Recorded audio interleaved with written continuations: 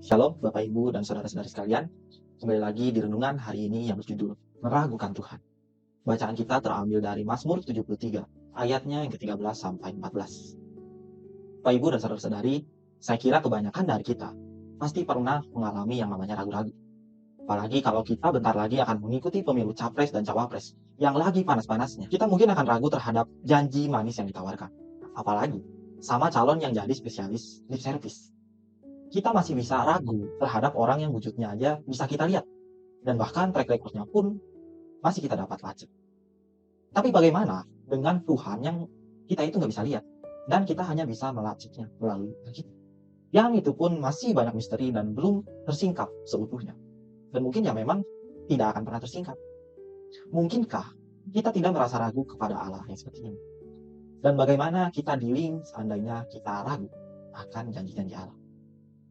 Mari kita bersama-sama merenungkan hal ini dengan melihat seorang pemazmur yang juga pernah meragukan Tuhan. Di bagian Mazmur ini diceritakan bahwa Asaf sedang menunjukkan ekspresi keraguannya kepada Tuhan akan semua kebaikannya dan semua janjinya. Pernahkah kita mengalami kondisi seperti yang Asaf rasakan? Kita dealing dengan janji-janji Tuhan, kita dealing dengan kebaikan Tuhan. Dan untuk mengalami proses dealing ini, kita perlu melihat yang pertama, seperti apa sih kondisi orang yang sedang ragu-ragu? Di ayatnya yang pertama sampai ketiga, di Mazmur 73 ini, kita melihat Asaf ini nyaris tergelincir. Dan ini menunjukkan kondisinya yang mungkin nggak stabil, atau mungkin lagi nggak sehat kerohaniannya. Nah, ketika kita melihat kondisi ini, bukankah seringkali ini jadi gambaran bagaimana orang itu hampir tidak lagi percaya kepada Tuhan? Di tengah segala keraguannya ini, hebatnya gitu, dia masih menjadi salah satu penulis bagian Alkitab. Yang artinya, keraguan dapat menghampiri siapapun, entah kita itu orang Kristen ataupun bukan. Keraguan bukan tanda kita itu nggak punya iman, karena di balik keraguan yang kita punya, ada sesuatu yang kita yakini itu adalah kebenaran. Dan inilah keraguan yang dapat membuat kita bertumbuh. Kita punya kitab Mazmur, karena banyak keraguan akan Tuhan yang diekspresikan di dalam.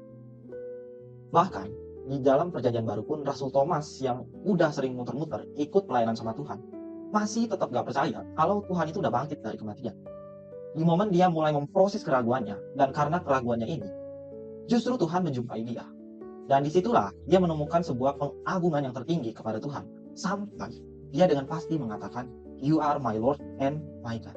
Ada sebuah quotes yang menarik dari Francis Bacon yang adalah seorang ilmuwan Kristen. Dia pernah mengatakan, jika kamu memulai dengan sebuah keyakinan, kamu akan berakhir dengan sebuah keraguan. Dan jika kamu mulai dengan keraguan, kamu akan berakhir dengan sebuah keyakinan. Jadi penting sekali untuk kita itu jangan hanya sekadar menerima pengajaran di gereja begitu aja. Tapi kita perlu merenungkannya lebih lagi, kita perlu memikirkannya, dan bahkan kita perlu men-challenge dengan kenyataan hidup kita saat ini. Supaya kita mengalami Tuhan di dalamnya, dan bukan hanya mengisi intelektual kita, dan juga hanya mengisi kognitif kita akan Tuhan. Jangan izinkan keraguan itu mengalahkan kita. Tapi biarkan keraguan itu membuat kita maju dan semakin mengalami Tuhan di dalam. Dan yang kedua, kita bisa melihat kenapa keraguan itu bisa muncul. Simpelnya, keraguan itu muncul karena sesuatu terjadi. Dan akhirnya peristiwa tersebut membuat kita ragu. Keraguan pada dasarnya bukan hanya soal berpikir. Karena kita tidak akan bisa mengatasi keraguan hanya dengan jawaban-jawaban intelektual. Misalnya saya ragu kalau iga bakar itu enak. Saya mungkin udah lihat review gitu ya, orang-orang makan iga bakar itu kayak gimana. Atau ada video iga bakar yang dibuat semenarik mungkin supaya bikin kita ngiler. Tapi ya tetap saya masih ragu karena belum mencoba secara langsung. Gimana sih gitu enaknya iga bakar itu. Maka keraguan akan datang ketika pengalaman pribadi membuat apa yang pikiran kita tahu tidak sesuai dengan hati kita. Dan iman bukan hanya sekedar menabung informasi intelektual akan Allah, tapi kita perlu mengalami dia secara personal. Lalu bagaimana kita dealing dengan keraguan kita? Sama-sama kita perlu meragukan keraguan kita. Supaya adil, kita jangan cuma ngeraguin Tuhan dan ngeraguin iman kita. Tapi kita perlu meragukan keraguan. Karena pada dasarnya seperti yang kita lihat di Mazmur 73 ayat 3, motivasi seseorang itu tidak pernah murni ketika berbicara soal keraguan. Selalu ada kejujuran dan ketidakjujuran dalam keraguan kita. Selalu ada pride dan desire untuk mengontrol setiap aspek hidup kita. Karena keraguan bukan hanya soal intelektualitas.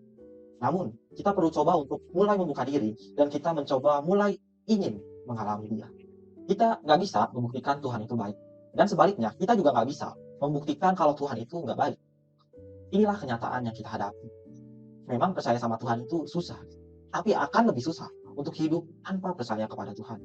Selama kita tidak sadar dan kita nggak yakin akan kepastian anugerah Tuhan, kita akan susah meninggalkan keraguan kita. In omnibus glorificatur Deus. Amin.